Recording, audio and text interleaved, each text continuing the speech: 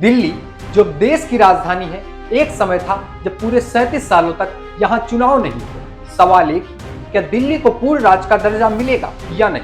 नमस्कार, दिल्ली 24 देख रहे हैं आप और मैं हूं आपके साथ ऋषि। दिल्ली की प्रशासनिक स्थिति और मुख्यमंत्री पद का इतिहास जानना दिलचस्प होगा।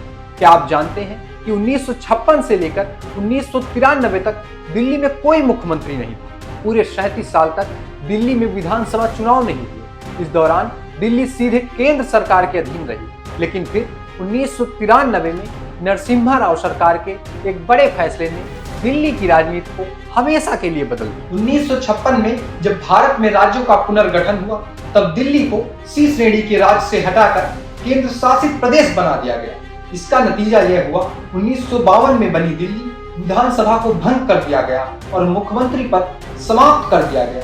अब दिल्ली को सीधे केंद्र सरकार के अधीन कर दिया गया।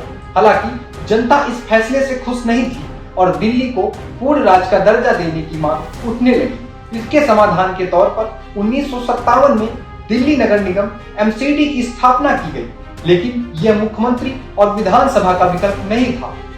कैसे खत्म हुआ दिल्ली का मुख्यमंत्री पद? 1966 में सहकारिता आयोग की सिफारिशों के बाद दिल्ली प्रशासनिक अधिनियम लागू किया गया। इसके तहत दिल्ली में विधानसभा की जगह 56 सदस्यीय मेट्रोपॉलिटन काउंसिल बनाई गई।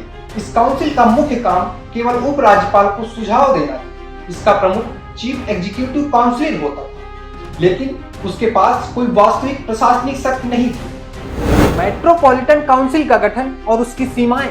1967 में काउंसिल के लिए पहला चुनाव हुआ और विजय कुमार मल्होत्रा इसके पहले प्रमुख बने। इसके बाद कई बार चुनाव हुए और कांग्रेस व जनता पार्टी बारी बारी से सत्ता में, लेकिन जनता को अब भी दिल्ली में पूर्ण राज्य का दर्जा और शक्तिशाली मुख्यमंत्री चाहिए।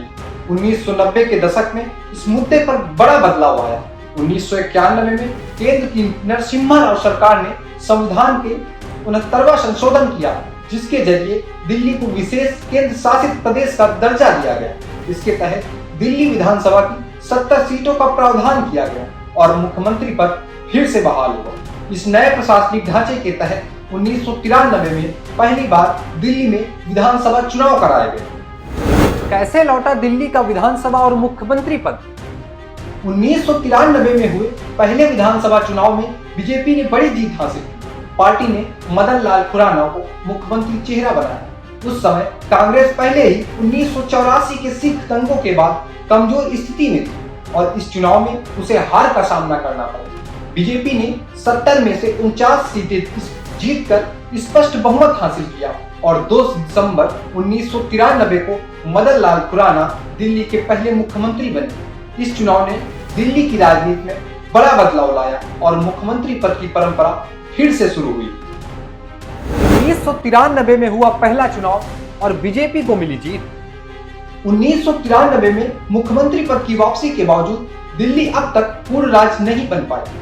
मुख्यमंत्री के कई अहम फैसलों में उपराज्यपाल और केंद्र सरकार की मंजूरी पर निर्भर रहना पड़ता है। इसी वजह से आज भी दिल्ली को पूर्ण राज्य बनाने की मांग लगातार उठती रहती है। हर चुनाव में यह मुद्दा चर्चा में रहता है। 1993 के बाद दिल्ली की राजनीति कई बदलावों से गुजर चुकी है।